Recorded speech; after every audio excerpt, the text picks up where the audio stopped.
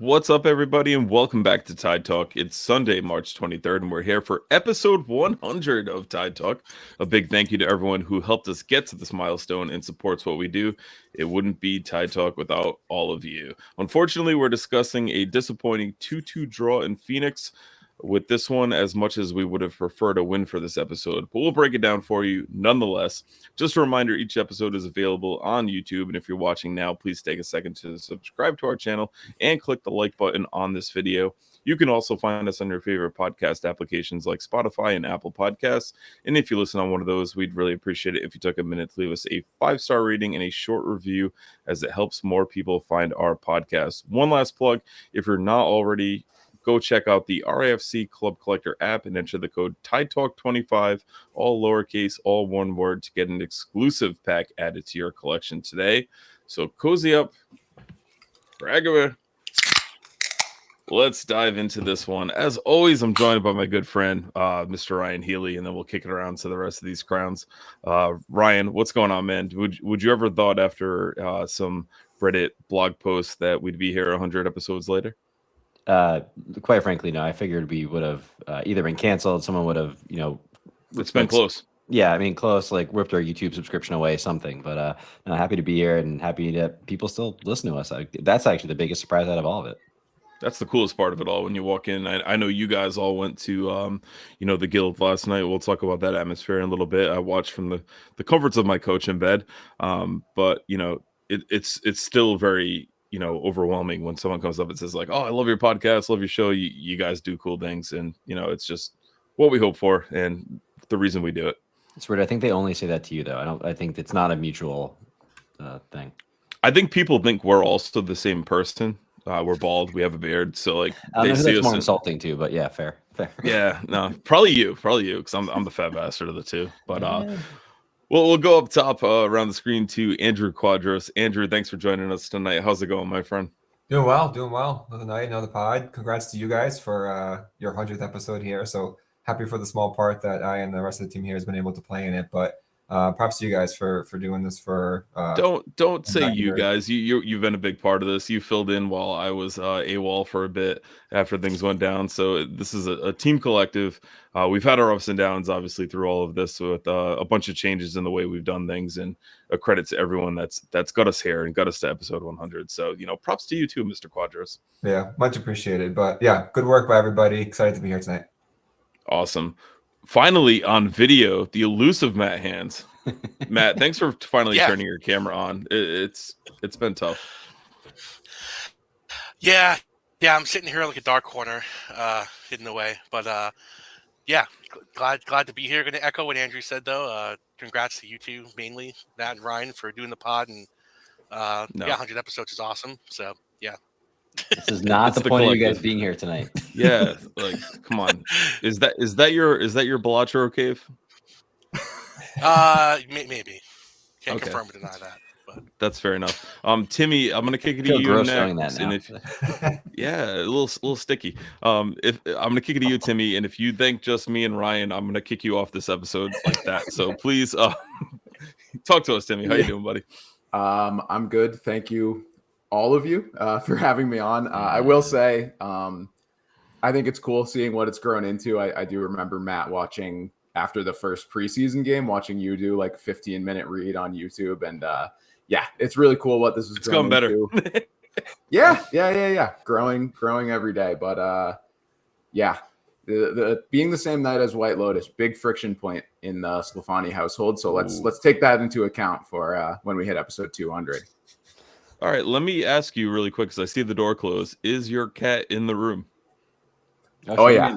Yeah. Oh, she just got thrown off the lap. Yep. Oh, okay. Just making sure all good. All right. So Ryan, I'll start with you.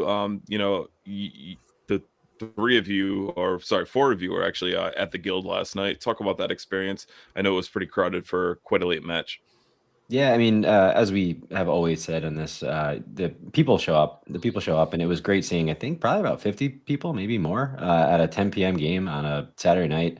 It was packed. People were really excited for the game. It was really loud. There was chants going the whole time. So, obviously, as the game went on, some of those chants and things people were saying were changing a little bit. But again, it was a great atmosphere and always fun to watch with the Defiance.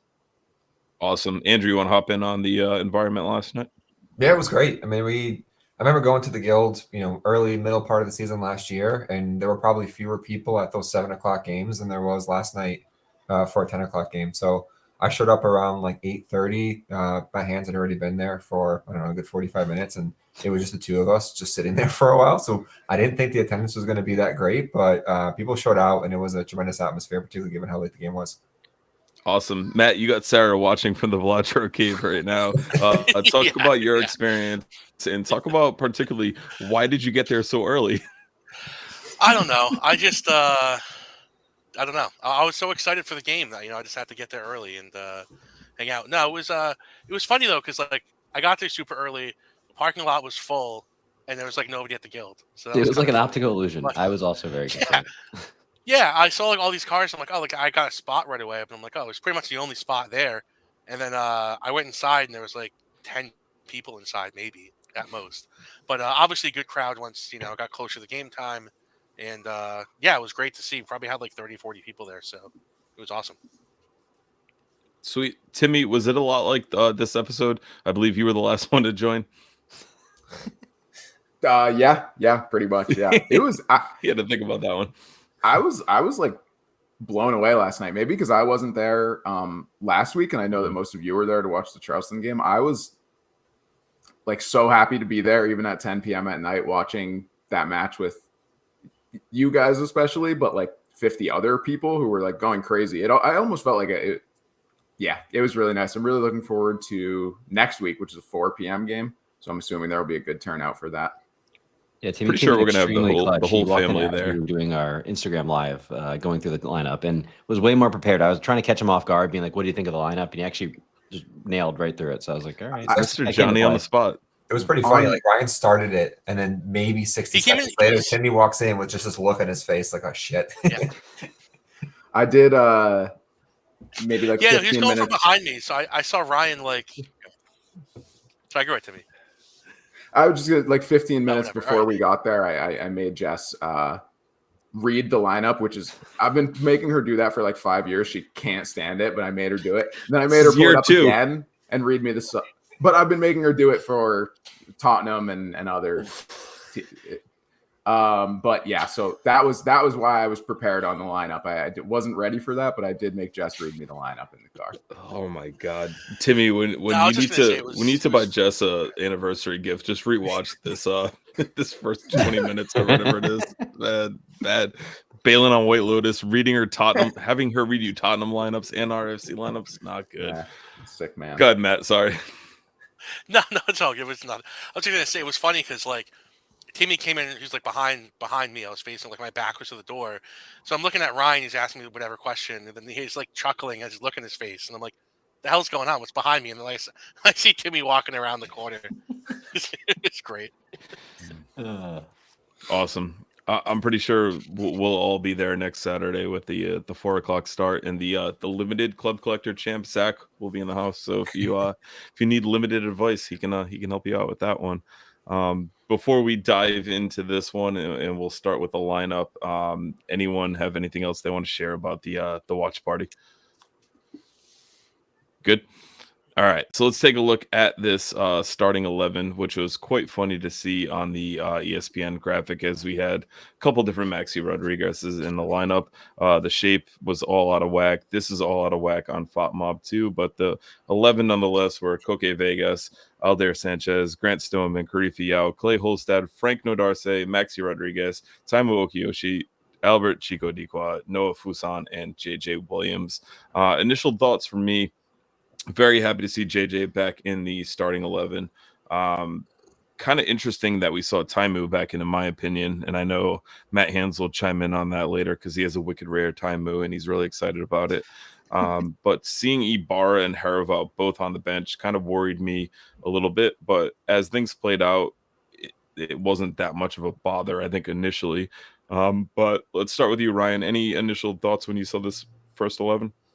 No, I think you nailed it. I mean, we knew that the trio of JJ, Haribo, and Stoneman all were battling some kind of knock where they were fit to be on the bench last week but not start. So nice to see definitely JJ as well as Stoneman back in there. And then moving Clay back to midfield, I think we all have been huge proponents of that, and so nice to see him in there. And I thought he really had a great game in kind of the middle, being really just like the kind of Roy Kent of all of Roy Kent, just being here, there, and everywhere. And then, I think Temu over Ibarra definitely is one kind of to watch moving forward.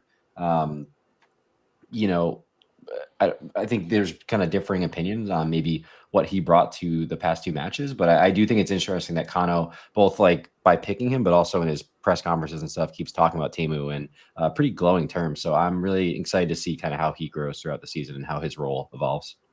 Quadros, what do you got? Yeah, I mean, I like the lineup. I was surprised to see Tim was still in there. We knew Judea was going to be out.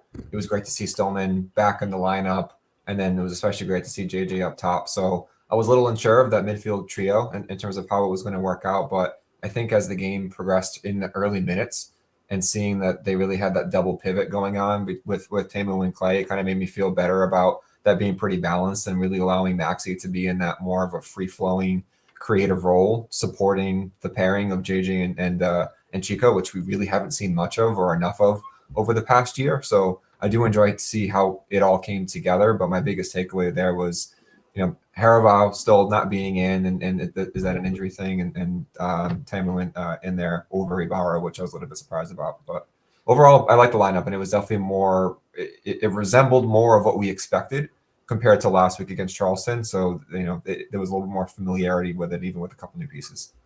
Awesome. Hans, in your response, tackle this one too. Ewan says, honestly, Temu is a refined version of Ibarra. So let us know if you agree or disagree with that. And he says, then that's great. But your thoughts on that and the lineup? Yeah, on Taimu, I agree. I kind of thought he was probably going to be a similar player to Ibarra. I think he's probably like right now looking like a better passer, even, and good on the ball.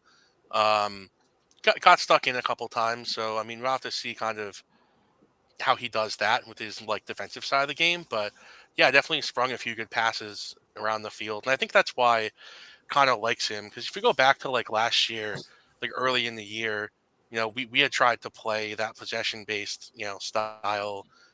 Obviously, it didn't end up working. We all know, we switched to that.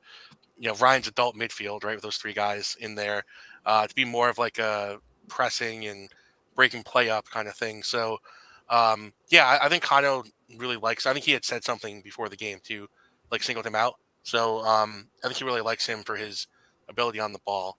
And then the other thing about the lineup, Stoneman was on the left, which is wild because I don't think he played there at all last year. They kind of flipped.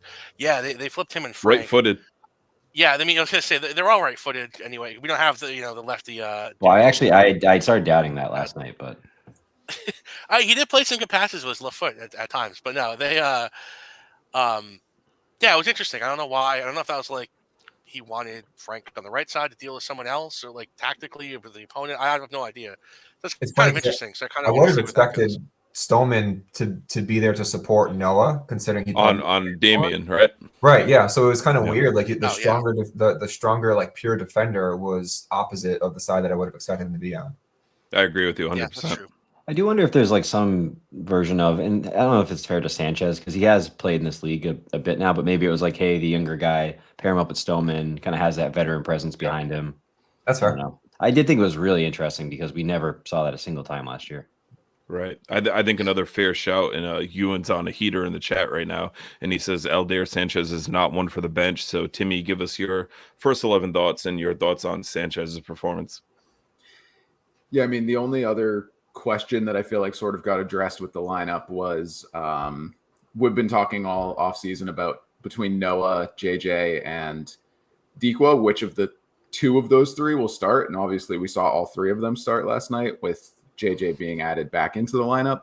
But with the injuries that we have, whether it's like Danny Rivera or Hugo, I guess the right wing back position is sort of picking itself right now. I don't know. Right. And with Quizera away on international duty, like I don't think we really even had another option there.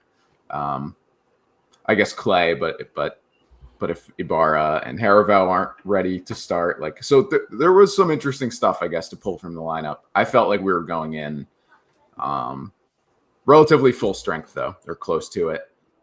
And then I guess on Aldair Sanchez, I'm sure we're going to talk about him repeatedly throughout the pod, I guess, as it relates to the truly great balls.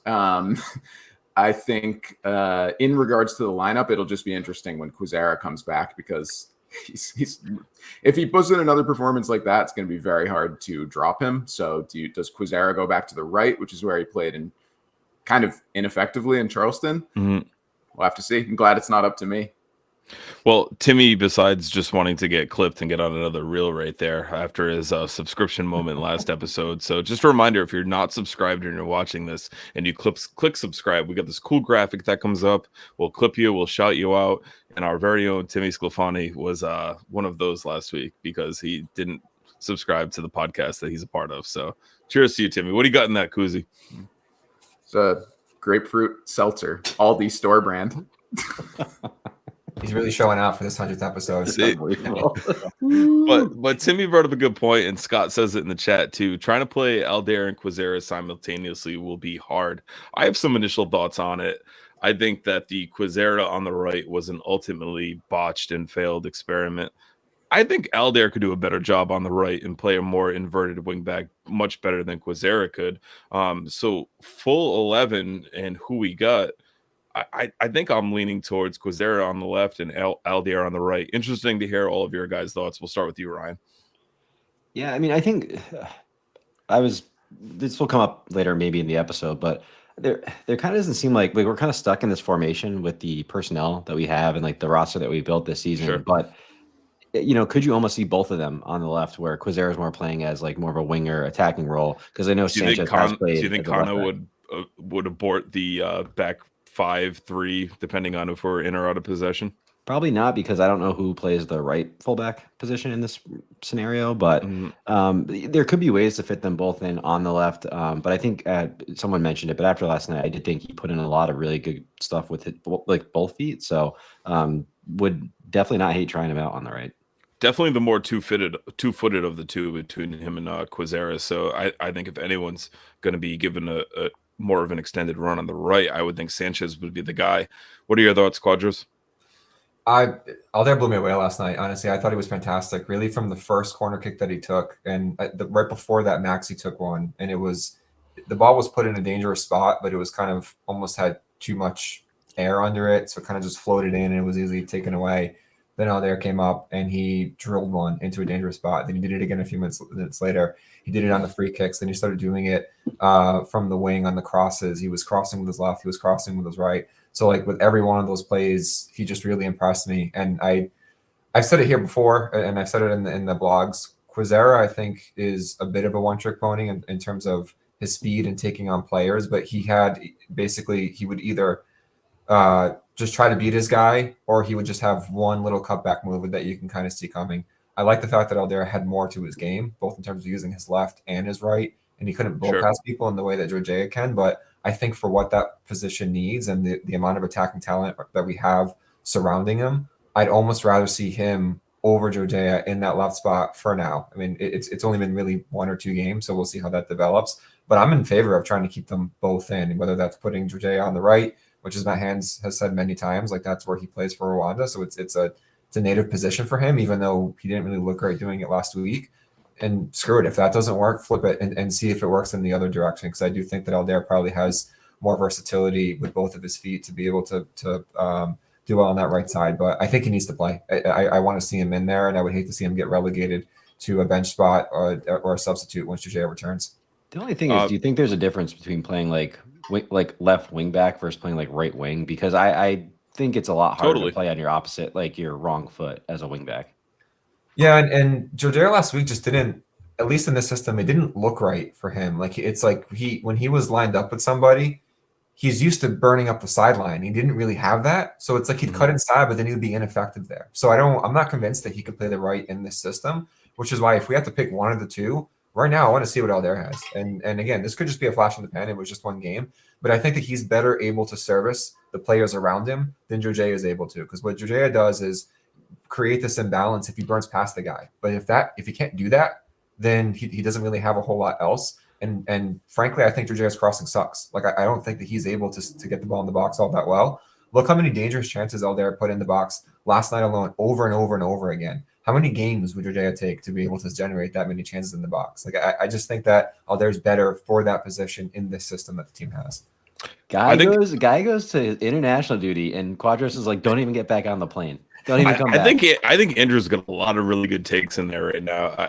I think like to his biggest point is Quizera's crossing is terrible. The one trick pony piece that you speak to, he kind of dinks his guy and then goes around him on the outside, and he can't do that when he's going centrally and there's just a congestion of people. So I do like the shout, Andrew. I agree with it a lot.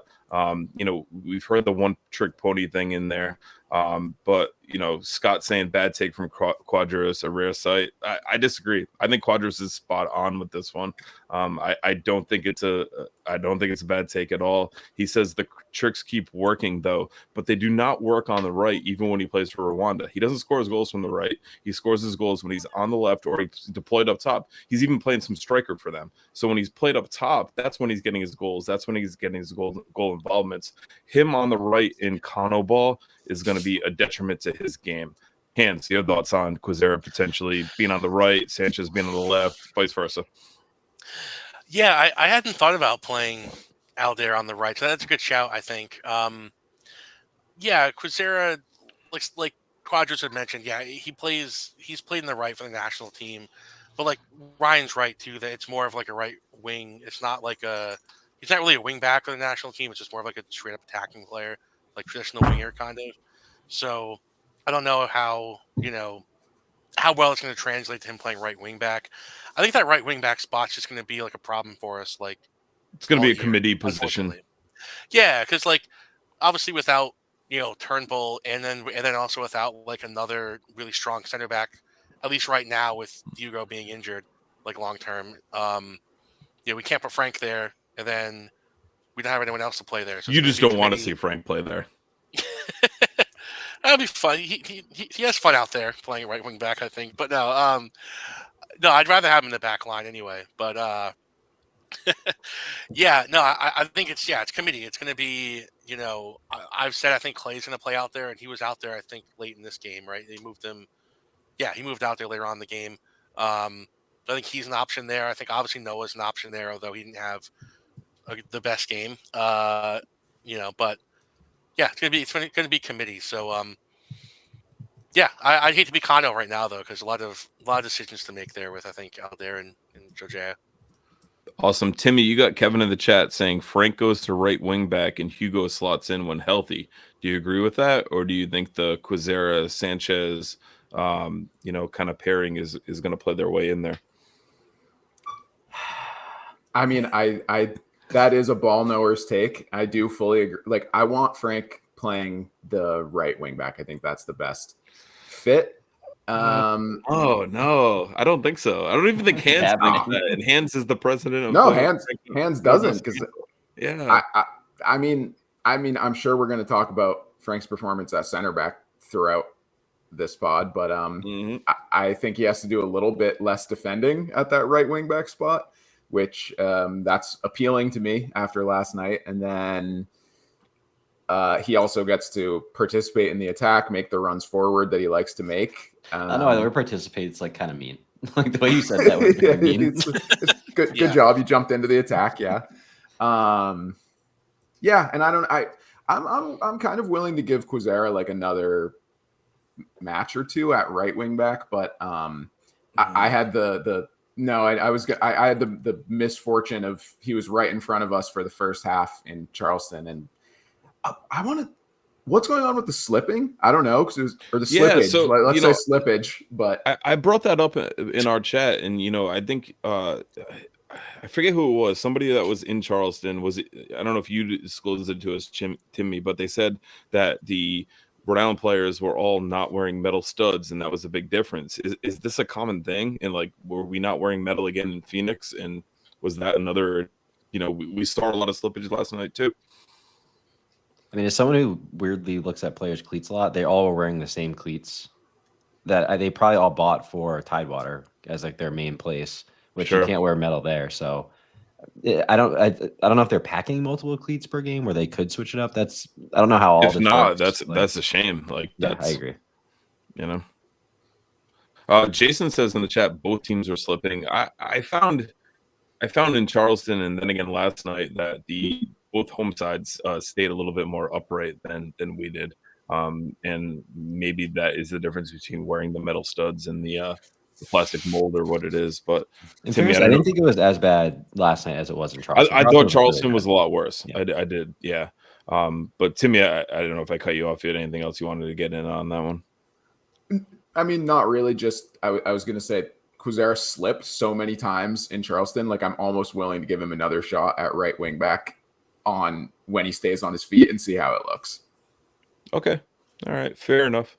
So we'll dive kind of fully back into this match. And I think the early goings looked pretty good for RIFC and ultimately started out with the 6-minute goal from JJ Williams. So let's kick off with our highlights and take a look at that.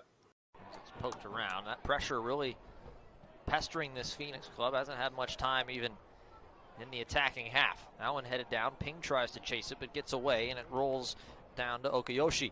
This one played ahead. Dikwa again. Going to stop and turn, get it to his right foot. Chip looking for Williams. Williams heads it home, and it's 1-0 Rhode Island on the road.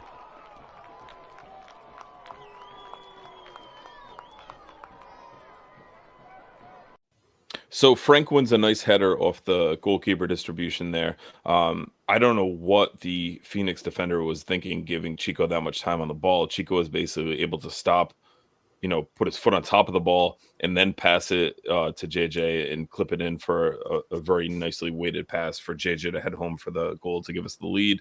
But just before that moment, I thought we had a nice high press going on there that forced the goalkeeper into the long distribution, which worked out really well. But just a really, really nice pass from Chico and a great finish from JJ. And I think a lot of that was Phoenix just backed off far too much on Chico. But your thoughts on the opener, Ryan? Yeah, I thought that first 10 minutes or so, we were just all over them. They absolutely could not get out of their half. And that kind of scene played out a lot where that press of JJ, Chico, Maxi, Clay, and Temu were just really kind of cutting off any passing lanes and forcing them to go back to the keeper. Keeper would go long, either especially Yao or Nodarse would kind of clean up. Clay would just sweep in there as Clay does, and then we'd start attack. And it was just wave after wave, almost like a training session. So, yeah, it was great to see. I thought, Temu really gets it quickly up to Maxi. Maxi finds Chico on an island, and then I don't know how you leave JJ wide open. I don't know if there's miscommunication between the two center backs, but I thought, he puts it right on goal. And then just seeing him back in there was just, I mean, we'll talk a lot about him this episode probably, but I thought he was just a key difference maker. Awesome. Quadros, take us through the opening stanza of this one and leading up to that goal. Yeah, the point that Ryan made about us really bossing that first 10 minutes or so, I remember talking or mentioning to Timmy almost at exactly the 7-minute mark was the first time that we saw Phoenix enter their attacking third. Like literally the ball didn't get past half field or at least that middle third until 7 minutes in. And we just brought a lot of energy, which I was a little bit worried about given the fact that they were on a short week. They didn't get home until Monday. They were traveling to the West Coast. The game was at 10 p.m. in terms of the times that they're used to.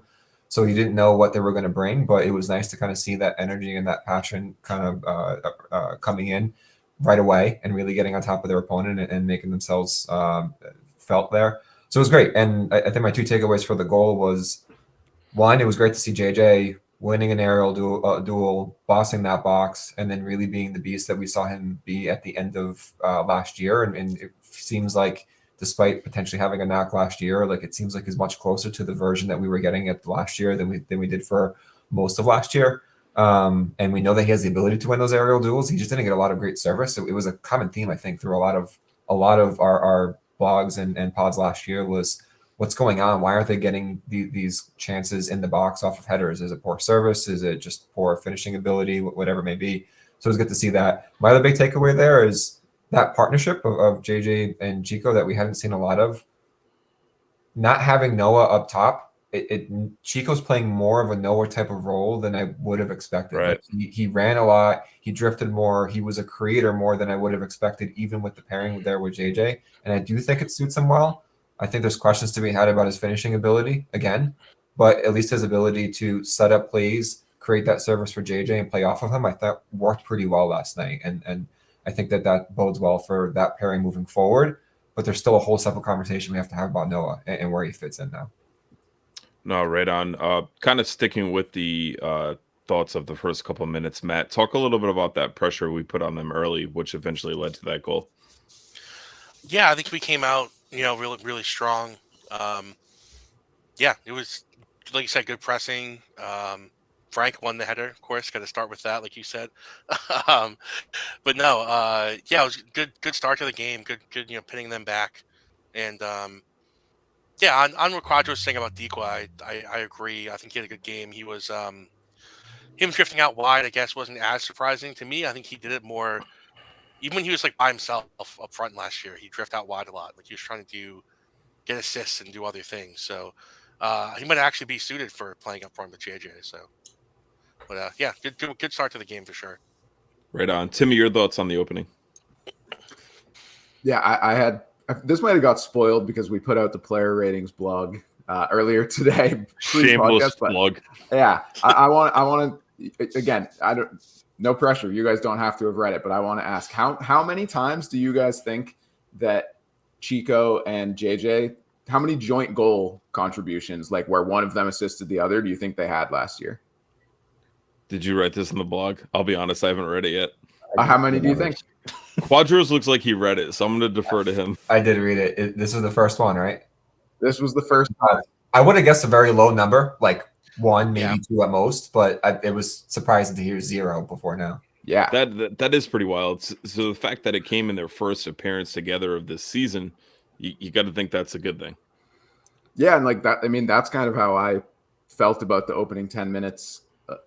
We've all wondered like how effective the two of them can be together, and we didn't really get that much time looking at them last season. I think they started 10 games together, which is like less than 30% of all the games we played, and they played like 1,000 minutes together, which is a decent sample size, to be fair. But I just felt like everything good that we did in the first 10 minutes was running through those two. It was like JJ just pretty much just using his head to create chaos, flick the ball on, and Dequa, like you guys are saying, whether he was dropping deep, drifting out wide, linking up with the wingbacks, like it was all running through those two. And I felt like that first 10 minutes was like exactly what we thought we were signing up for when we signed both of those players. And I hope to see more of it as the season goes on.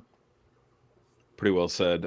We've got a lot of takes in here that kind of talk about questions or things we would have saw before the next goal, although we did have 2 goals before the half. And we'll start out with, and I'll definitely kick to Ryan to this one with Jason.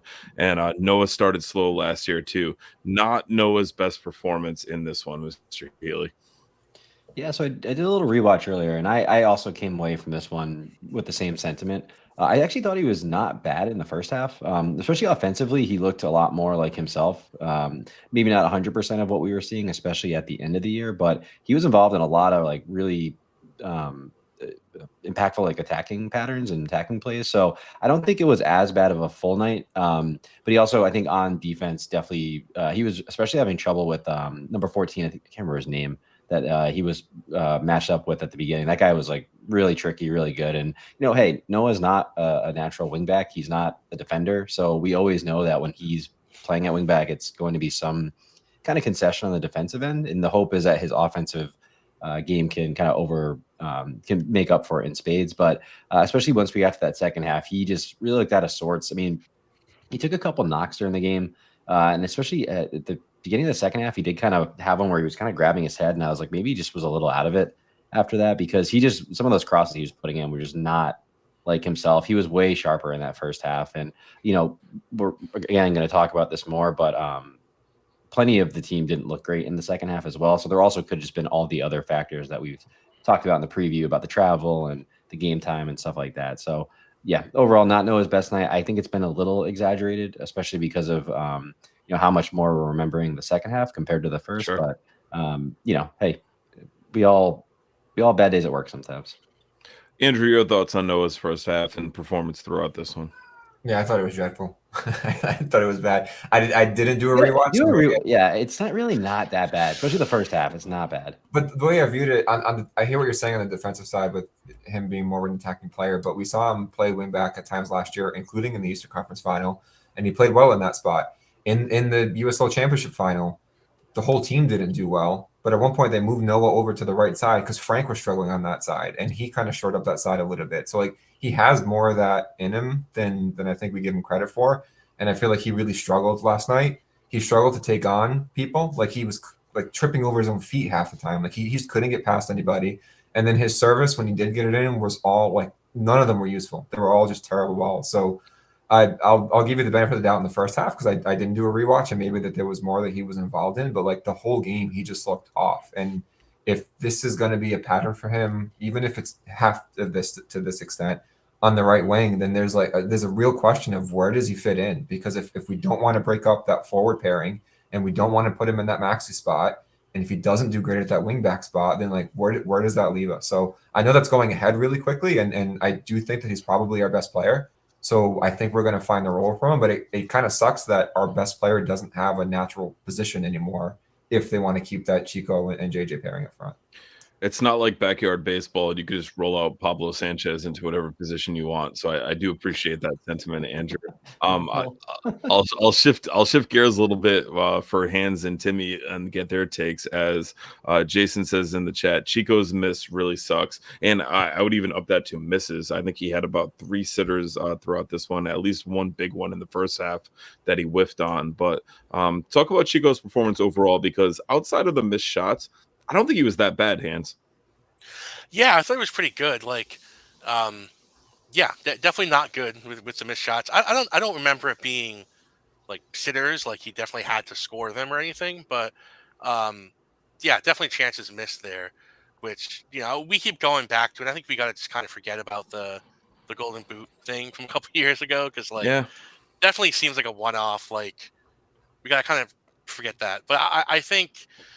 Yeah, I think he had a good game playing off of JJ. Obviously, like Timmy said, they got their first kind of goal contribution together, so to speak, with that with his assist. And I think he did well, kind of drifting off to the left a little bit, getting involved. His running off the ball. I think he was good. Like I liked him up there, and so like Quadros was saying, it's gonna be interesting to kind of see if we want to stay with that pairing, and then if what happens with Noah there, but I think he had a good game overall, better than I would have thought coming in. So kudos to him, I think. Awesome. Timmy, share your thoughts on Chico and the big miss that was the first half. Yeah, it didn't bother me too much, to be honest. Like I would have loved him to score, but I felt more encouraged, honestly, that he was getting those opportunities. And like I know that we don't all agree on this. I think he is a pretty good converter on shots. Like he's we wrote about it in another blog, but I think percentage wise, like his goals per shots on target is up there with the best on the team. So I mean, statistically he does convert at a pretty high rate. So I don't worry too much about the misses. I think a striker of his quality, if you keep getting those chances, he will eventually score them. On another night, he probably would have scored them. You could argue it sort of cost us, or that among many other things cost us 2 points last night. So it is disappointing, but it didn't concern me, honestly. I thought he had a pretty solid game. I think it's that his misses tend to be bad, like not even getting him on target, and they just look. It's much the sitter misses, right? Yeah. So we'll shift gears a little bit and look at how Phoenix equalized this one in the 40th minute with the Touch Lounge's finest, Mr. Damian Rivera. And quite a bit of touch, as demonstrated why Touch Lounge is his NIL money sponsor.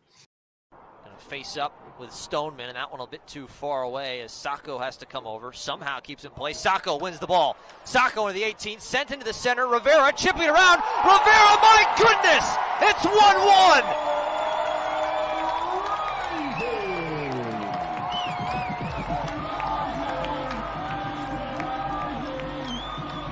Damian Rivera! An unbelievable pirouette there from Phoenix Rising's new left winger. His first goal in Phoenix Rising Red. Just a ridiculous piece of skill. See that ball come across? It's the flick up, it's the second touch, and it's the finish with the left foot, the composure. So you have to give credit where credit is due, right? This kind of reminded me of the Jason Tatum dunk the other night that kind of like looped back and kept up off his back heel, and everyone was kind of bitching why wasn't that a kickball. But a very similar play, but just an absolute great bit of touch from Touch Lounge's finest. And then to convert it, I think is just another really special piece. But thoughts on that one, Ryan, and kind of are we more to blame, or is this more of a one-off, one-hit wonder that's probably going to win goal of the week? Probably might win goal of the week. Goal of the week is honestly just a crapshoot because it's Bias. whoever's fan base kind of Sure. can rig the polls. But we started to see some cracks here. I think after that 10-minute blitz that we put them under, they started getting a lot of chances from the wing areas. And so I've been kind of holding this one in because there's been a lot of talk, and I think Alder did have a really, really great game, especially offensively. But I actually thought he struggled a bit, especially getting out to stop the crosses. I think he really struggled there. We're going to see it again on their next goal as well. Like, he just doesn't get out there to close it down. There seemed to be a little miscommunication between him and Temu about who's supposed to cover kind of the touch line versus who's going to go and stay inside. And then from there, I think there's, I don't know if Frank covers himself in glory. I think he's got those long go gadget legs, like try to get one out there to try to, at least interrupt him. I think Noah's kind of sleeping on that back post as well. So I think it's a lot of things that overall don't look good for Rhode Island. But again, at the same time, it's a great job beating Sanchez, pinpoint pass into Rivera, and he just does a lot with it after there. So, you got to tip your cap at some point. Right on. Andrew. Yeah, I agree. I mean, I credit to him. I think it was a great goal. I think the defensive positioning was a little bit off, and I think the way that Rivera split the defenders made it so that neither Noah nor Nadarce really wanted to go in hard because they were almost going to collide into each other, or it was either that or like they were afraid to go and kick the ball because the other guy was there. So it was a good job by Rivera to split them, but I think that the positioning that they were in put them in that spot where they could be split. So, but the touch on that, Mr. Touchdowns, was great. So I think he did well. I have Thanks seen for using my bit. I appreciate it. Yeah, exactly. I've seen some chat here, and I heard it in the guild last night too. The whole trader thing. I don't get the trader thing. I mean, I think what we had heard was that he wasn't wanted here. I'm guessing he probably would. God, no one wrote a whole ass blog about that. I wanted him. But. Yes. So yeah, we have a bunch of unreleased tapes that we gotta send out at some point. That might be one of them. We had a whole episode 500 is just gonna be reading blogs that never got published. Yeah. Yeah, they're all gonna be Timmy somehow. We can do that next episode. But yeah, credit to him. I mean, I just think at this level, most of the time it ends up being a goal. It was a great goal. Nothing to take away from it.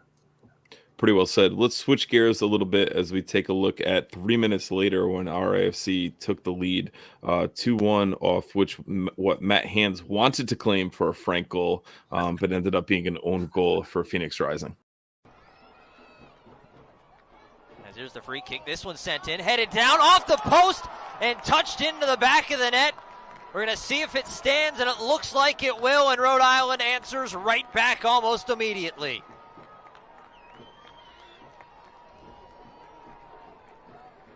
Of this game, we're talking about how effective Rhode Island have been on set pieces. Well, here's your example. J.J. Williams just getting inside there on the initial ball. Phoenix Rising can't deal with it, and it's Frank Nodarce crashing on the weak side. Just, again, one step ahead of Phoenix Rising. Patrick Acosta. So, first off, a beautiful ball in from Maxi Rodriguez there, and JJ's the one in the mix challenging for it. Frank doesn't want to really claim that one, Matt, as much as you wanted to claim it for him. You could tell he was very much subdued in his celebrations. But your thoughts on the delivery and what ended up leading to the own goal? Yeah, great. Like you said, great delivery from Maxi. That's what we want to see. Obviously, having him, we were so excited having signed him. I think he's shown a lot in the first 2 games, even if it was a loss in the draw so far. Yeah, good delivery. Obviously, JJ in the air, like. Big game changer. I think we're seeing him fingers crossed he stays this way and stays healthy, you know, the whole season and can be like this, because he kind of showed this late last year, obviously, through our playoff run. But I think if he can continue to be like that, I mean, we'll be really good. And yeah, Frank, I don't know, you know, it was close. He was close to getting a touch there. I don't know how he didn't get a touch there, honestly, because he was kind of ahead of the defender. There but we go. Whatever, you know, it's bias. No, no, but you know, he was he was there to clean it up. But I guess own goal, whatever. I more so also wanted that just for club collector purposes, because I had him in club There collector. it is. There, That would and help I'm me sure out. you captained him. Biggest goal. Yeah. I don't think I did captain him. He also did have a header though that went over the bar, I believe, at some point in the game. So he got a little close. He's just got to do it when we open Tidewater, and I'll be happy. So Awesome, Timmy. Your thoughts on the goal that took us ahead? Yeah, not a ton to add, honestly. It just, even watching the clip just then had me thinking about, like, it's really just the addition of JJ into the lineup, but like we were so scary looking on every set piece, every corner last night, and it was partially the deliveries were really high quality, but also, like, yeah, you have Frank and JJ among many other guys every single time going up for the ball. It was just, I just felt like it was chaos, and good things were pretty much happening almost every time the ball got whipped in. So, I mean, JJ alone was 12 of 19 on aerial duels last night. Like, just an absolute monster having him back. Definitely missed that in Charleston. All right, so first half stats were pretty interesting for this one. As a 50-50 possession split, we outshot them 9-4 with 4 shots on target to their one big chance apiece. 140 passes at 84% for RIFC to 126 at 77 for Phoenix.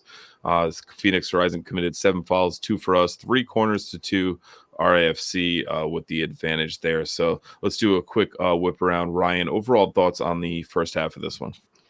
Yeah, I mean, I know we haven't played a lot of them, but that was definitely our best half of the season. One thing I really liked about it was how we ended it. Like, we even after we got the second goal, we kept kind of pushing for more. We had a couple other like half chances to end the half, which is great. Oh boy, I'm just big now. We did have, yeah, like you said, the 9 shots on target. I thought the biggest thing that I think encapsulated the whole half was we won 62% of all duels. Is everyone else still here? Yeah, you're still here. Yeah, they're here. Yeah. I made you fancy. We won 62% of the duels, and I think that's where the difference, and we'll talk about the second half coming up, but that's really where it was like, okay, there's a lot of energy, there's a lot of intent here tonight, and I think that came across really well there because we were just dominating field position, we were dominating in the duel, which then was creating a lot of chances for us. So yeah, overall solid half. You know, would prefer the clean sheet, but yeah, to go into halftime up 1, great. Awesome, good stuff. Andrew, what do you got for us on the first half performance?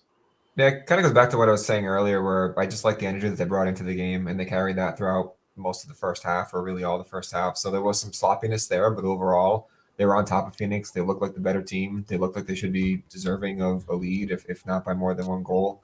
So it was just good to see that, especially, I mean, they haven't played a home game since that Miami game last year. So to be on the road as often as they have been, going the West Coast, like we said, short week, it'd be easy for them to not show up, or at least not show up with this level of energy or commitment in what they were doing. So I think I enjoyed just really seeing them, you know, really going at it and wanting that win. So good first half.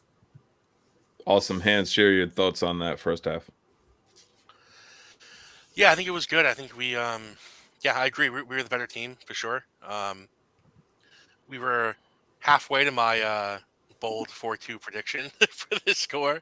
Obviously didn't happen that way. Spoiler alert. But yeah, no, I thought we played really well. That, like Ryan said, best half of the season. Even though it's only been 4 halves so far. Best half of the season. Looked good and really was, you know, I think at that point thinking that we were going to go on and win it for sure, being up by 1, having a good half. Yeah, it was good vibes at halftime, I think. Awesome. Take us home, Timmy. I mean, I'll be the Debbie Downer a little bit. Like, in hindsight, taking how we know the game ended into account, when I look at the first half, like, I actually feel like we didn't control it as well as like a really good team maybe would have. Like, we scored 6 minutes in, then we allowed a sustained period of pretty good Phoenix attacking pressure. Obviously, we eventually conceded, and then we got it right back. But it's kind of frustrating to concede or to lose a lead twice in a game. I know that's leaking into the second half a little bit, but yeah, it was a good half. But just when I think about like how back and forth the sequences of play were, and there were actually some pretty good Phoenix chances and good periods of Phoenix play that again, in hindsight, kind of a little bit red flaggy in my opinion. I'm a little bit anti-Timmy on this one. I'm kind of with the rest of the group. I think that we by far looked like the better team in the first half on this one, and I very much thought that we could have won this game 4-1. Really going forward with it. But as we'll talk about throughout the second half, that was not the case, and opportunities were a bit few and far between. I really think that had we converted a couple of earlier chances, we could have been up at least 3-1 going into the half. Some other people might tell you that it was more of a 3-3 half, but I'll call bullshit on that one. But I really think we could have been up by more than 2-1 going into the half, and ultimately that might have cost us going into the second half, as it was another goal for Phoenix in the 55th minute. So 10 minutes in, they kick off and get another goal to kind of tie it up and solidify.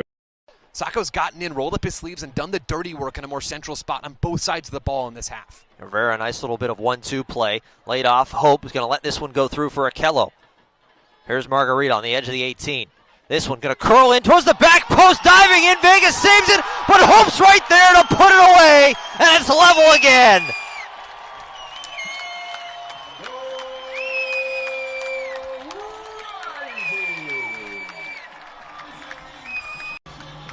Joe, we had a feeling it wasn't done yet. And we were right about that, Killian. Hope Avayevu crashing the box. Phoenix Rising's new number 10, 2 assists last weekend against El Paso. Grabs the goal tonight. The real key play, though, here, Killian, comes with the service from Gerald Margarita, his first minute to 2025.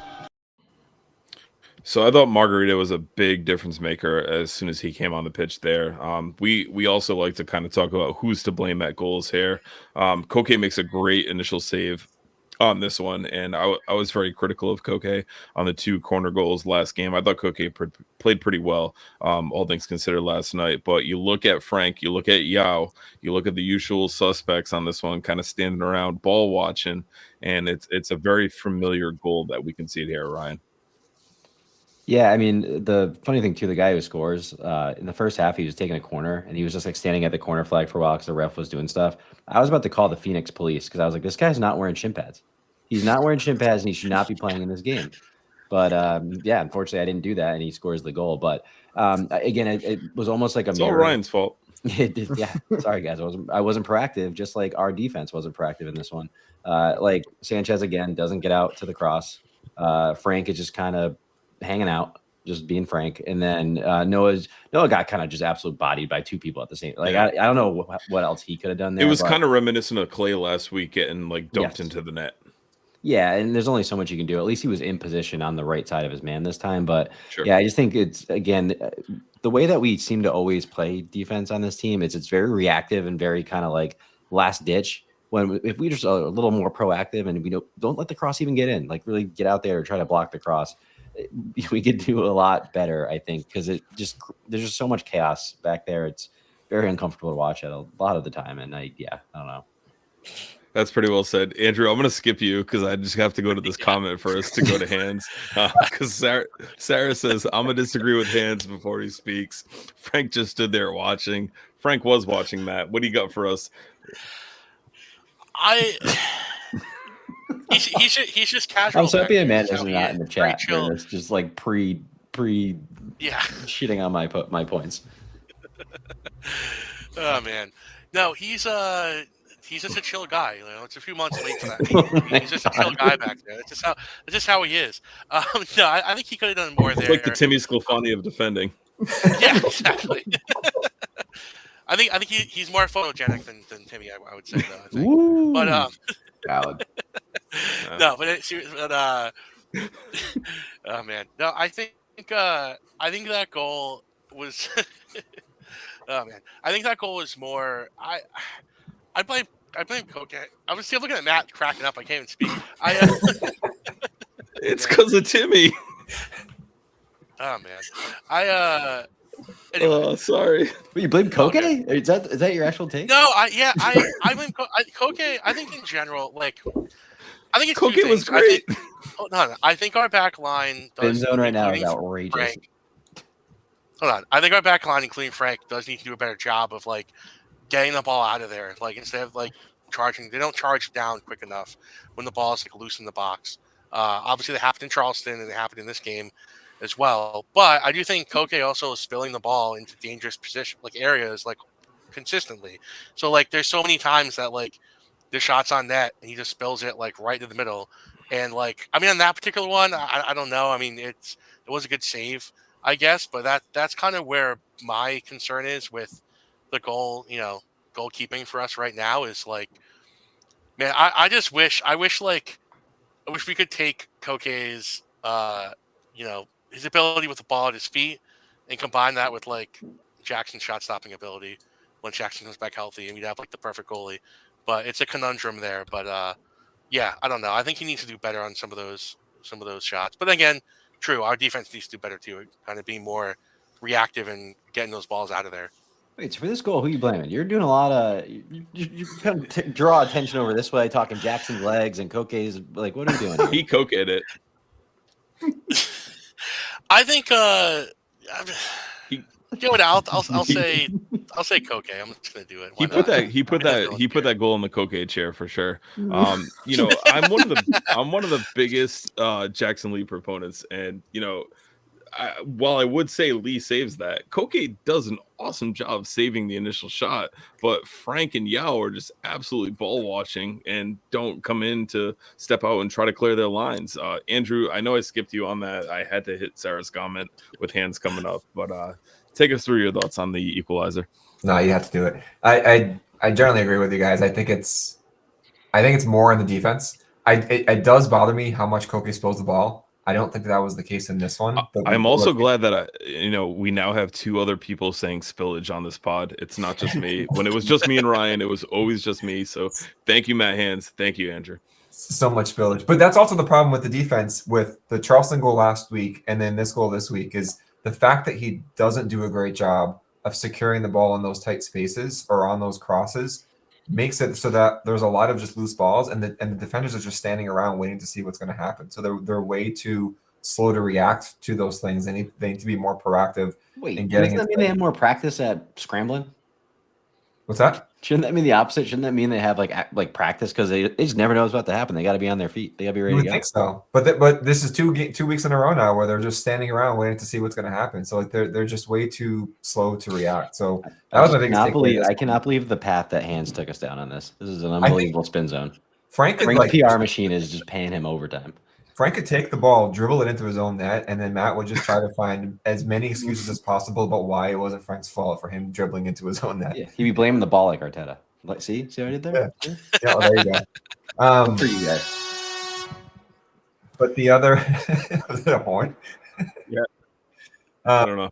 My other takeaway here is of the 4 goals that we've given up, they've all basically been off of crosses. So like the Damon Rivera one was not quite a cross, but it kind of was. He positioned himself on that turn. But I think there's something, and we saw it a lot last year on set pieces. The team still struggles when the ball is entering the box across. Like either the positioning or the reaction or the man marking, like there's just always something off.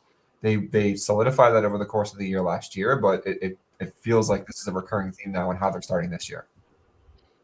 Pretty well said. Timmy, take us home on this one.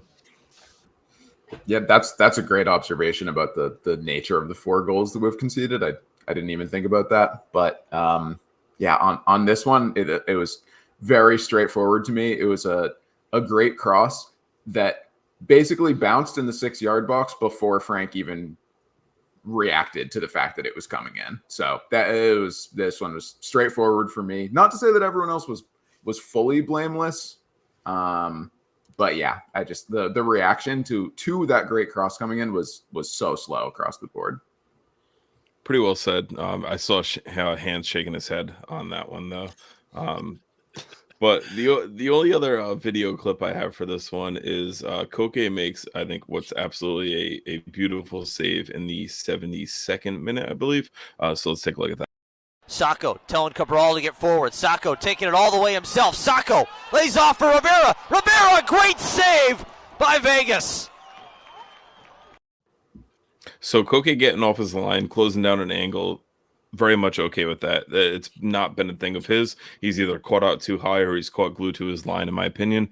I think this is a really good save for him. But, we look at, his performance, and we had a couple shouts in the chat and when we were discussing the first half, talk about Koke and talk about Frank. We talked about Frank a little bit there, but I thought Koke was fine in this one. I don't think he's, single-handedly to blame on any one of those goals, despite what Matt Hands might tell you. But, I do think he's very high to blame in the first 2 goals in Charleston. But overall, I think as far as if we're going to look at like negative performances, I think Koke is kind of at the bottom of the barrel for that. I think he put in a pretty good shift. I think he made some pretty solid saves. He had the one save in that sequence in the first half where Stoneman and was clearing the ball and it was just pinged off of everyone, and then finally we got rid of it. But the second half ends and we're tied 2-2.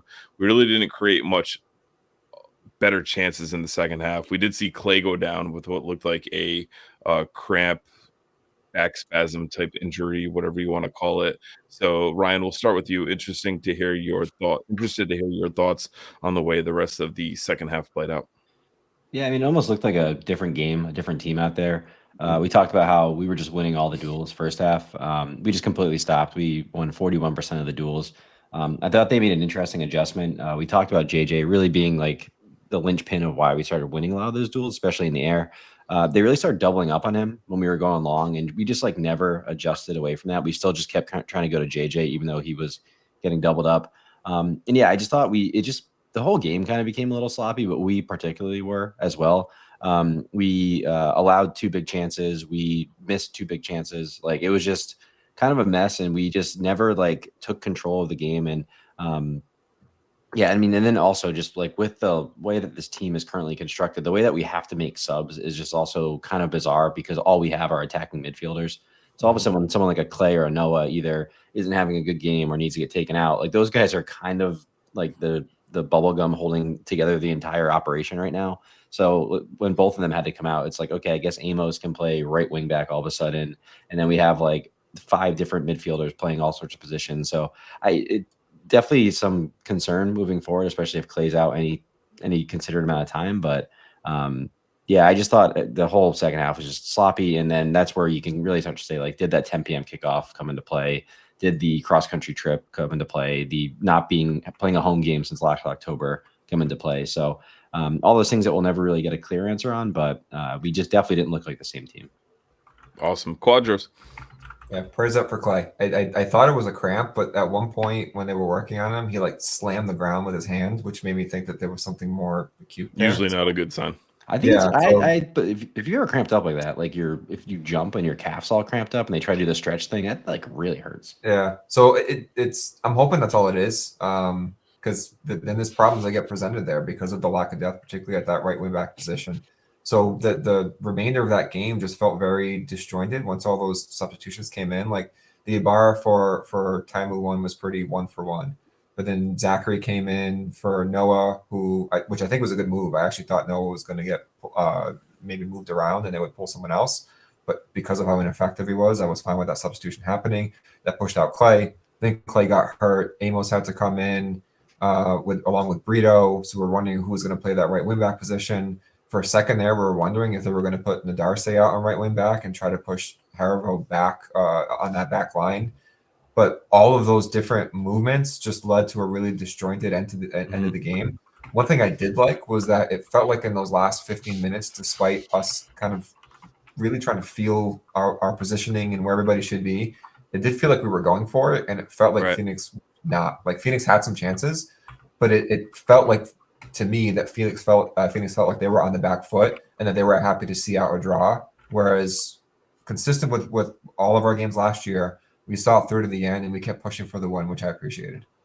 I think to Ryan's point from last episode was play your best players, and I think we put on our best possible substitutes that we could have, and to really, to Andrew's point, chase the game and try to go out there and really try to win it. We put on the best players that we had on the bench, be it what it is, and systematically it might not have worked, so it's kind of a hodgepodge of things. But when you put out the next best players, you kind of got to hope for good things. But it is what it is there. Hans, your thoughts on the finish of this one? Yeah, I thought we had some chances late, I think, to win it. I think, like Quadros was saying, last 10-15 minutes, I think we looked like we were going for it, and Phoenix was kind of going for a draw. Maybe it didn't seem like they got forward too much. And then, yeah, I mean, we've like Brian was saying, we really only had those attacking midfielders, right, to bring on. But it seems like that's a common thing in games. I would say this game may be more by necessity, but I think it's a common thing with Kano that we sort of just throw a bunch of players in and not for changes, and it's let's just see what happens late in games when we're either tied or if we're losing. When we need a goal. Yeah, I think it was good to see them still kind of fighting to the end. Frustrating that it ended up being a draw, and definitely I'd say Phoenix was definitely better overall in the half. But yeah, kind of frustrating we weren't able to get that goal to get the win. But I thought we were okay. Yeah, I think the thing that's interesting, and I think watching was it Margarita play last night, I just feel like we don't have another option of playing differently. There's no spark plug we can bring off the bench. It's a lot of times it's a Brito who I think provides a spark in his own way, but it's very You're similar missing to what was that? Prince Sadie, aren't you, Ryan? You're missing Prince Sadie, aren't you? I do just someone who can really run at someone with It's some Isaac. tired legs. Yeah, I mean, and Isaac was good at that, but I would just love a really fast forward or a really fast winger to come on and just blow by people on some tired legs or just. But I think to Andrew's point about we're throwing on another attacking midfielder, you throw in Isaac to that mix. It is that we're missing another forward, we're missing another winger that can come on. Getting back to Matt's point there, we're missing another real top of the line player that can come out there and kind of change the way we attack things at the end of games. Yeah, and I think I think a lot of us have all thought all summer it's we feel like we're one forward short right now, and I think that's kind of where it's coming into play of is there someone who we could bring in that could bolster the bench and really kind of make an impact at the end of games. I know he had a big night in League One last night, but Timmy, would you have brought Mark Doyle off the bench in this one? I said all summer. I can see everyone laughing already. I said all summer I would bring Mark Doyle back to play 500 minutes just to give a different look or to see a game off when we're up 2-0, maybe score a garbage time goal. I would have happily brought him back. I did feel like that was not Mark Doyle specifically. I feel like that was pretty much what was missing last night was honestly any attacking sub depth, and we kind of have the players for it, but we're already being restricted by injuries that happened during preseason, which is frustrating, and international duty again. You're describing a pacey winger who can come on and run at tired legs. That could be Quizera coming on for Sanchez. If Rivera was healthy, we could have put Noah, replaced one of the two forwards up top and gone to a look like we finished last season. So I was frustrated with that. That felt like a squad building issue almost a little bit last night. So that's actually something that I don't know if we're wrapping up on the game here, but we can put a pin in the game and kind of move on to a little bigger picture items with this. Yeah, because my takeaway kind of coming out of this, especially if Clay is injured for any even if he misses just the next game, we are in a bit of an injury crisis / international duty crisis. There's not much more Kano can do without really rethinking a lot, and I just don't know if we even have the players available to really rejigger this whole team. So I am getting a little concerned if especially if a Rivera doesn't come back sooner or later, or a Baccarat, because right now we have 3 center backs healthy who are actual center backs, and they all have to play every minute moving forward until Baccarat is healthy. So it just feels like the squad is kind of in a weird spot in terms of we are really overloaded in one position. Luckily, there's some versatility with those players, but I don't know, Matt. What do you think? I really think I really think the Baccarat injury is the biggest one. I think when he comes back, it really kind of solidifies things and allows us to kind of shift people around a little bit more. And that kind of allows the wing back experimentation and right wing back by committee, which until I think we sign another player is going to be a thing all season long. But I think Baccarat coming in, kind of cementing that back line and kind of let us get a little bit more, consistent in who we roll out is a really big piece. I will also say it was game 2 this season that we saw our first Kano outs in the Defiant 1636 Discord. Ewan kind of hints to that in his comment. Is it safe to say that Kano fumbled the offseason transactions considering all the alleged interest in players? I'm going with a hard no on this one, Ewan. I'm going with a hard no on, I don't even remember what his face was who said it in the Defiance chat, but there's a lot of injuries going on with this team. There's international duty going on with this team. You cannot call out for the manager's head in week 2, especially where you got a point. You did get a point in this one, and it's an away point, which is big. It's a cross-country point, which is big. But if you look at it and you watch this match, it does feel more like 2 points dropped than 1 points gained. So I will say that. I know there was a lot of conversation on Twitter about that today, about whether this was a successful trip to Phoenix. I think anytime you can go on the road and get a point, it's good. But when you analyze the match, this was not a good point. This was a game that we should have took. We should have took all 3 points in this one. But I don't think it's safe to say that Kano fumbled anything. He just signed that long extension. People were calling for his head in the Defiance. It's stupid. There was one guy. That was one guy. Yeah, but we can call that out. Kano is here to stay. Kano's got the best interest of this team, in his job. So whoever wants to hop in on that one, I think it was worth bringing up because I think it's just a terrible take to throw out so early in the season. Couldn't agree more. Just want to be so clear. One guy, don't even think he's a member of the Defiance. I just want to be really clear on that. Yeah. But he's in there, so I had to call it out. Yeah, no, fair. I just want to make sure everyone isn't like the supporter groups about to try to get Kano out of there. I just don't want that. No, yeah. I mean, there'll always be someone that says that, but I mean, the point on Hugo though, usually it's Timmy. Yeah, it is worth noting in Tommy Quinlan's interview with Coach Kano last week. Shout out Tommy. He kind of referred to the Hugo injury as a long-term injury. He used the word long-term injury. So we have no idea when he's going to come back. And then the unused subs from last night were Will Meyer, who was afraid that we were going to have to see last night because I have wicked rares. Yes, exactly.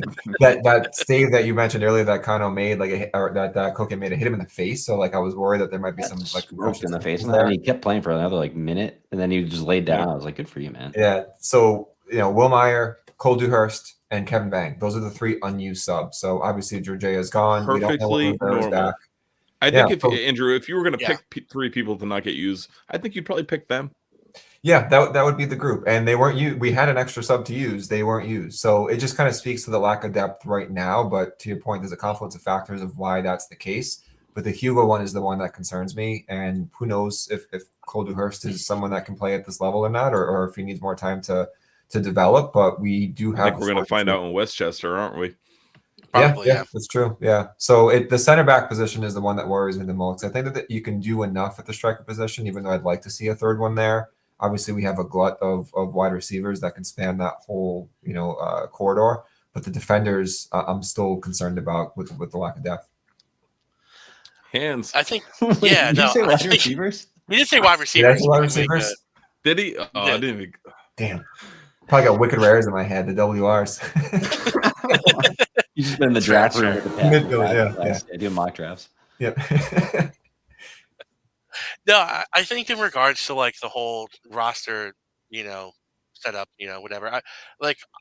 We brought out most of pretty much everyone who was a key player last year came back, other than Eugen. Obviously, he was on loan, and then Turnbull. But the Turnbull thing, if I remember correctly, it seemed like, at least to us, it was kind of out of nowhere, and it was a later in the offseason kind of thing. So who knows how much time we really had to prepare for that? I mean, we brought in Rovira, but he's supposed to be depth at that spot, or obviously he hurts, we don't know. So I think that's really the only place I think we're short is that right wing back. So we'll have to kind of figure that out. And as far as the back line, I mean, I guess we are short in the back line as well. I'd like to see us maybe go and bring someone in on loan. I'm sure we won't get as lucky as having another Dugan, but I think that's like a loan market thing, especially if Hugo's going to be out. And also, we haven't seen Hugo play yet, so I feel like I have confidence he's going to be good, but we don't know. Like everyone's kind of assuming he's Yeah, going to good like point. step in I the think a back lot of line. people think he's the next Morris Duggan just because of where Yeah, he's coming he's from, right? right, exactly. You can't think that way. Like we don't know how he's going to do. Like I hope he does well, and it looks like he should do well, but we haven't seen him play yet, so we don't know if he's going to claim that like a starting spot as his own or not. So, um, yeah, I mean, I'd like to see us. I mean, look, last year we had mainly well, there were two guys. There was Dugan and Paniotu pretty much on loan. So, like, I think this year another defender on loan at some point, and then maybe like a forward. I think that's hard because I mean, I guess to Timmy's point about Doyle, like probably could have kept Doyle if Doyle was willing to be that like third striker. 'Cause it's hard to get someone to want to play that spot. You can't really loan someone in because they're not going to want to. Whoever loans you a player, they want them to play. And if we loan in the third striker, he's not going to play. At least not a lot. Maybe in the cup or whatever, or late in games or something. So I think like the roster construction, those are really the two things I'd like to see. Maybe is get, bring another defender in on loan, especially if we don't think Dewhurst is ready for this level, and then maybe like a winger or some other attacking player. But yeah, it's about health too. Like I think once we're healthy, we have the depth there, and I think we have a lot of options as to what we can do. So yeah, I'm pretty happy with kind of the roster construction overall. To the Dewhurst point, worth noting that the USL Championship article had him as our young player to watch for the season, so it'll be interesting to see how that does play out. Timmy, your thoughts on the roster construction? Yeah, I mean, pretty much agree with what's already been said. Like the only other player who we let go from last year, who I would throw out, is like Kofi Tumesi. Like I would have welcomed him on the bench last night too.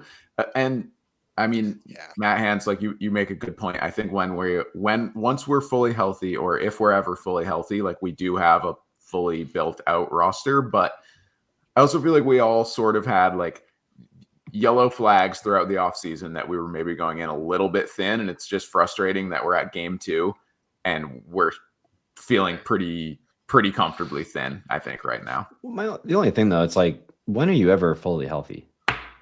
Well, I agree. I don't think it's By the ever. I just time- don't know that it ever even happens. I don't think it's a fully healthy question versus a fully manned question. I think that we just don't have enough bodies to say that we're fully healthy, or at least able to fully cover those gaps. Yeah, and I think the funniest thing too, you were talking about young player to watch. The young player so far who seems to kind of have come out of nowhere a bit is just another midfielder. It's like, damn it, Yeah. Temu. So I think he, to me, almost kind of replaces Chumesi in the squad. Potentially might even be replacing Ibarra. I'm kind of pushing him down the pecking order, but someone who could play a bit of midfield and also a bit of center back, which he did in college a bit. So the Kofi thing is tough because it does go both ways. It's not just as a team on him, but a lot of these players are still trying to find their level. And if they're not feeling like they're going to get enough time, they want to go elsewhere. And that's probably what happened with Turnbull, is my guess. So if it almost feels like they have to go for younger players that are trying to make their mark in this league now, that know that they have to earn a role, as opposed to someone like Kofi who knows he's probably good enough to play at this level, but needs more minutes, and he wasn't going to get that here. So there is a balance of who you bring in there when you have a very established team that you're bringing back from the past year. But I mean, to that point, a lot of the players who left, I mean, I know we saw Colin Smith last night. We're talking to Messi. They landed in the championship, but a lot of the people who left, they actually did end up in League One, with Messer, with Gabby, with Doyle. So, again, they're trying to figure out where they're going to end up. I'm probably hoping they're going to come back up this way to the championship, but yeah. I think that's with roster construction. Yeah. I think that we would have won League One last year with all those players for sure. Kind of who we had going down and experiencing success. It's very much, to your point, Ryan, about bringing in younger, hungry players, a tough thing. And I almost think with the announcement of the Premier Division and what we talked about with Pro Rel on the last episode, that like that is going to be the new target demographic, because you're going to maybe catch a couple of kids who wouldn't necessarily make an MLS roster, but could get rostered in USL Championship and have the ability to fight for a promotion, relegation, or a championship within their given division. I'm just laughing at Ewan's comment. That's probably the meanest thing I've seen in a long time. That's just uncalled for. But Ewan's been on a heater the last few weeks with his takes. He's been awesome with it. But Ewan, this is the worst one so far. Kind of going in there. No. Yeah. But we'll wrap things up for this match. It was 53% possession for RIFC. We outshot them 17-10, 5 on target to 3, 3 big chances to 2, 2 big chances missed, 288 accurate passes at 83%, 8 fouls for us, 12 for them, 4 corners for 3 to them. So overall, a pretty even match as far as the stat lines would spell it out for you. We'll kick it to the socials kind of really quick. Leo O in the Defiant 1636 Discord. Leo always chimes in and always has some really good takes. His good was Aldair's set piece delivery and the link up play between Chico and JJ. Bad letting our foot off the press after scoring a goal, allowing Phoenix to progress forward. Ugly Frank's lack of reaction / ball watching playing a part in 2 Phoenix goals in nearly a third. Read that again, Matt Hands. Did he drink cocaine? I like Leo, man. I don't know what happened. No, Leo's Leo good and I people. agree on 95% of things. I don't know what he's good doing people. there, man. No, yes, His yes. RIFC was his RIFC in 3 was teething, not toothless. Our guy Andrew Quadros on the pod tonight. His good was Aldair's crosses and set pieces. He was fantastic. Bad, sorry Ryan, was Noah. He couldn't get past his defender and his crosses were useless. And his ugly was his defensive line, including Koke, was sloppy. Too much ball watching and scrambling around. Andrew, I don't think it was Koke. I really don't. Not in the goals. It's more of just the spillage. It was the spillage throughout the game that I just don't think wanted to say it one more time, baby. Exactly. It was more that. Like, it just feels like there's too many loose balls in the box that he just parries instead of trying to grab. Andrew loves sneaking in bonus takes when he's going to be on the episode. He still replies to all these things. He just gets I like how he refutes himself a little bit. Mm-hmm. We also had Mike M in the Defiant 1636 Discord. RIFC in 3 was road work isn't easy, or maybe road work is hard. Andrew Quadros, Feckless, and Phoenix. That's a good one, Andrew. We'll keep you on here for that one. Andrew Hill had I prefer winning. I would have preferred winning for episode 100. We tried to reach out to the team, but did not get a comment on that one. Rowdy had JJ scores goals. Raising Anchor had congrats on 100. Thank you guys for that. Tyler had pray for Clay. You know, we talked briefly about his potential injury, and we kind of hope everything's good going forward there. If we switch gears a little bit and head on over to Twitter, let's make sure I get the right post pulled up here. We had RAFC in 3 from FQB, no, not Clay, and also from FQB, need to finish. And then our good, bad, and the ugly, we had FQB with creating chances first half, second half. Chico, our good friend Taris added in good. We scored some goals. Bad, too many missed opportunities. And ugly, Clay Holstad's injury. When we slide on over to Instagram, we had M Heels finding our groove. I think the first half was very much true for that. And Taris had what's that? It's my brother. He must have fallen asleep. Was that your brother? Yeah. I thought it might have been. I was gonna ask. Yeah. Oh shit. He's got a cowboy hat. I couldn't tell it was him. Hi Matt. Hope you're watching. I know you got to subscribe him if not. And then I think Taris hit it again. Is Taris WTM 1970? I think it is him. Should have been better on there as well. We'll hit it with the last of the takes on Facebook, and let me get this clicked up. We had RAFC in 3. No, we had nothing there. That's pretty good. That's a solid read from me on that one. But overall, really good takes from everyone and all of our people following us on social media. We appreciate it. Thanks for reaching out. Thanks for comments and all of them. So we'll give everyone kind of a final chance to share their thoughts on last night's 2-2 draw. 100 episodes of Tide Talk. Feel free to include the nostalgia piece of that. I'll go reverse order on that, and I'll start with Timmy since his cat has left his lap. She actually is. She is here on my lap, actually. Pan down, baby. There she is. He actually did it. The poor people who listen to this podcast, like, Yeah. I mean, If you listen to this on audio, you need to really subscribe to the YouTube. That's all I'll say. yeah, as a recent new subscriber, I can tell you it's pretty good experience. On the well, first going to me first for the first Timmy, you want time right another after clip? you- oh my god, after you throw out that I can include nostalgia and you throw it to me first, that's crazy. So I'm going straight to the game. I just thought it was like really disappointing result, and we talked plenty earlier. Like, I'm not hitting the panic button. I don't think we're in trouble, but it was just like not a result that a really good team has, and against a not especially good Phoenix team, in my opinion. Like, they're promising. I think they're Well up said. and coming. I think they have good players, but I think we should be beating them. When I look at the rest of our upcoming road trip, I'm worried that we couldn't get a win out of this game. I'm worried we're going to be coming back to open at Tidewater with like 3 points. I hope I'm wrong. But yeah, just to have a lead twice and to let them back into the game both times. And I didn't really feel like we were ever going to score. We never really looked like scoring a third, except for the one Maxi missile that I don't even know what would have happened to Ryan if that went in. Oh, I said you guys at the guild. My top was coming off. And I've never been. I'm sure that that's true. Maybe other stuff too. But I didn't wear the tearaway pants, so the shirt was probably yeah, the party boy. Yeah, yeah. That's really what I have.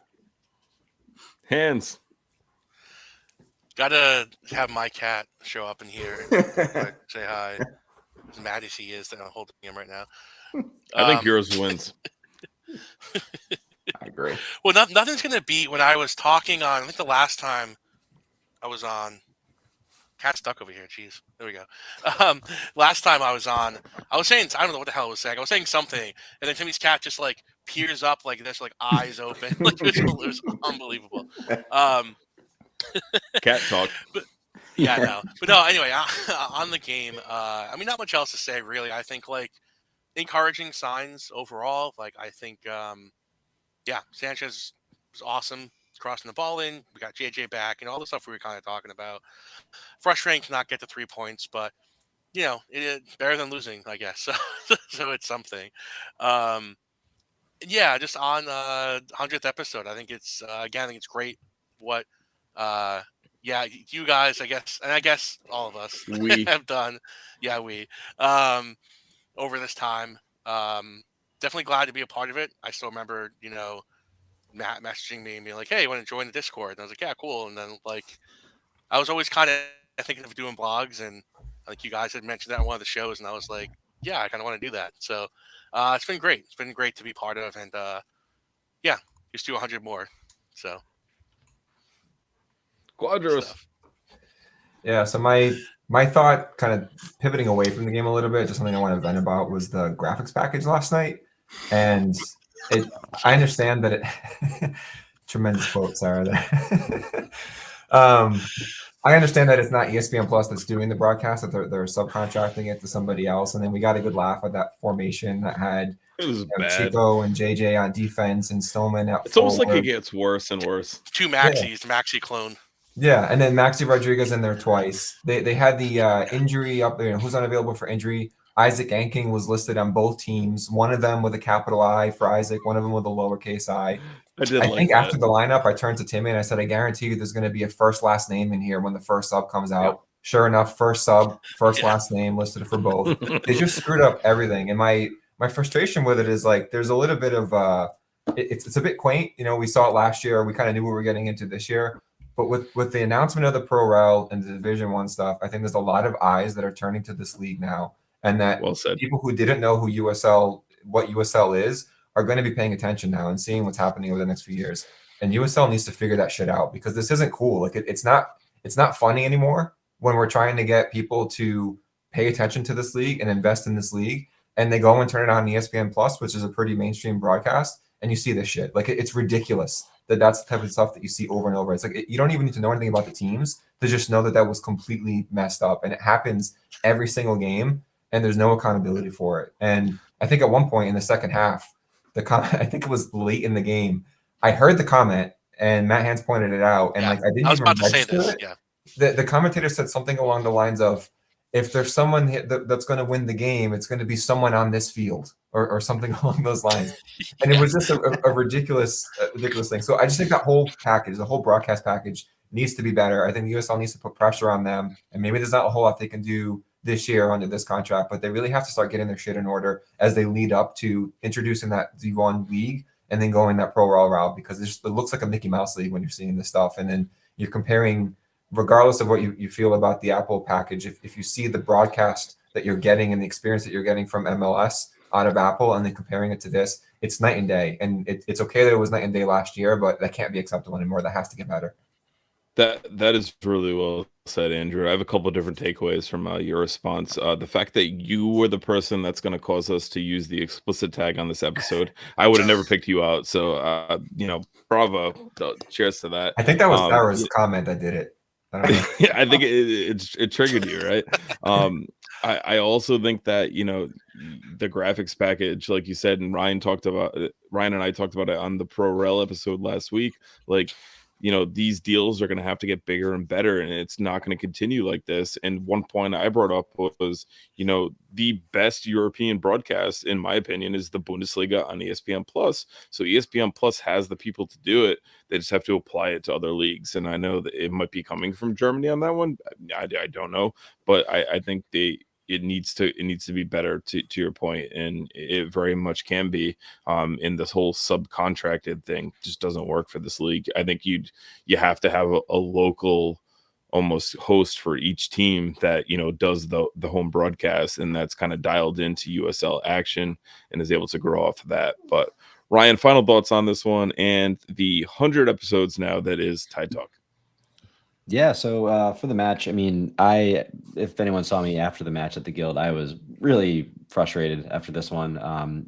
Like Timmy and others have mentioned, it was definitely 2 points lost. And especially the way we went about it, it was a game where I thought we showed improvement over the past week. There definitely was a better game plan. I think we were the better team for most of it. But, to be what I think at this point we all expect to be championship contenders, like these are not games that championship contenders throw away. And for us to do it in ways that we've seen over and over again from this team. Again, they solidified a lot of it, especially at the run in last season. But, some of these issues with the crossing, some of these issues with corners, it's just stuff that we've seen. So I really hope that the team can pull together. And I know it's tough because we're on this long road trip, but I just really hope that we can see some market improvement, especially on controlling games a bit more, especially when we're in the lead. But yeah, 100 episodes of Tide Talk. Like I said earlier, I genuinely mean this. I am shocked that people listen to myself talk about this stuff. Yeah, I couldn't just appreciate anyone who listens to this, who goes to the website, reads the blogs, who comes up and says hi. I mean, we say it almost opens every their episode. Opens their email, yeah, newsletter, subscribe. But yeah, I just can't believe people are into it. But I just really appreciate that everyone pays attention to this stuff, and it's just really cool. It's something I feel a tremendous honor to be a part of and to do. And yeah, hopefully we can keep just making it better, just like this team's gonna get better at dealing with crosses. It's a joint effort here. That's it. And one final point not to be lost in that all. Listen to Tommy on the Score 790. That might be your best option, as Sarah brings up. Friend of Tide Talk. We hope to have him on at least once a month to kind of discuss how this team's trending. Much better than some of these jabronis that you get on ESPN Plus. But to Ryan's point, always astounds me that people listen to us and kind of I think it hits more, and it'll hit more at home. At least for me, Ryan, when we were in, beer lines or porta potty lines, and people are like, "Hey, you're Matt from Tide Talk," or "Hey, you're Ryan from Tide Talk." Like it's crazy. It's just such a surreal thing to experience. I bring my family to these games. You bring your wife, sometimes your brother, and it's just we all kind of everyone here kind of goes with a family member, and that's what it is. So nothing major, just couple of guys like talking soccer, and I think that's a really cool kind of bond that helps build this and helps build the community with it all. Talking soccer and all addicted to Canva at this point. So I that was my next point to the graphics package. I feel like I could put together a much better ESPN Plus graphics package easily through Canva than what is currently being offered. I'm throwing that out there. I mean, their ESPN current Plus, issue is that they just don't put names correctly on a thing. Like it's like their issues are actually like so like it's not even a design problem. It's just like yeah, right. You like effort. you guys know, like I'm all for pre-making a template, but like you just have to edit that shit really quick. It's all fine. It's good, you know. But thanks again for everyone tuning in. Remember, Tide Talk is more than just a podcast. You can find us on Twitter, Instagram, and Facebook for our daily social media content. Make sure you click the link in this episode description if you're not already subscribed to the podcast. And if you're still with us, please click the link like button on episode 100 as we sign off here on Tide Talk. So for Timmy, Matt Hands, Andrew Quadros, and Ryan, thanks again for tuning in. We'll see you next time. And hold on, I have a final quote to kind of take us home. Gatsby believed in the green light, the orgastic future that year by year recedes before us. It eludes us then, but that's no matter. Tomorrow we will run faster, stretch our arms further in one fine morning. So we beat on, boats against the current, borne back ceaselessly into the past. Episode 100. As always, up the tide. Up the tide. Wow.